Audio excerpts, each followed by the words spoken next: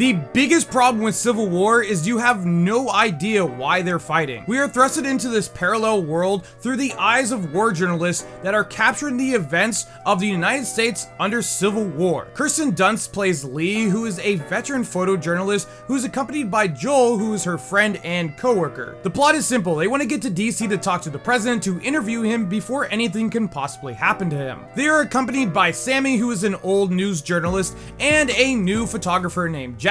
This movie does a lot of things right, but one big thing wrong. Let's talk about everything I liked first. The use of silence in this movie was outstanding. In the beginning, a bomb goes off, and all you can hear is the camera taking pictures. It was a really gripping scene with Jesse seeing her first live bomb going off that close and personal. There are a few other parts that have zero music and makes those scenes that much more tense. The firefights in this are intense and impactful. It is not shot like an action movie at all. It is very realistic and brutal as we see our characters super close to the action while taking pictures of it. War photographers are seriously a different breed. They are able to take pictures of the horrors of war and just keep moving on. They do touch upon like PTSD and like how to get your mind off things in the movie, but it's just an interesting concept. The cinematography was splendid in this movie, and the fact that they used the Ronin to film this was awesome. So many wonderful shots in this. Not only did they do a good job at filming the action, but just the simple shots in general. The acting, especially from Kirsten Dunst, was good in this movie. Now let's talk about the bad and stuff that I just didn't really like. In this film, we are never told why Texas and California, who is also called the WF in this,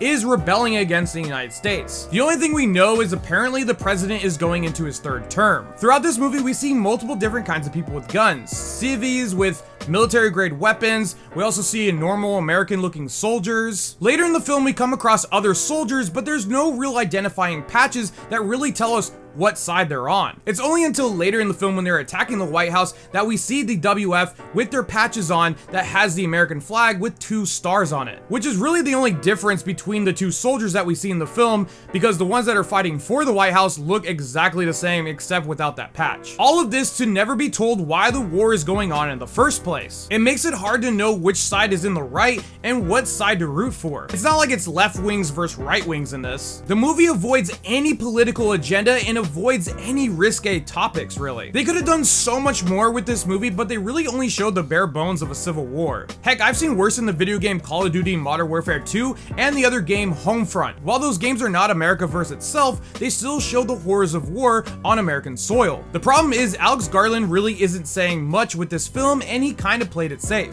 While I understand war journalists are neutral in the topic, it's hard to root for anybody when you don't know which side is good and bad. Which really sucks, because besides that, this movie was pretty good. But because of all those reasons, I took a 1.5 off of my score. This is why I give Civil War a 7 out of 10. If you guys like this review, hit that like button. If you guys want to see more, hit that follow button. And as always, thanks for watching.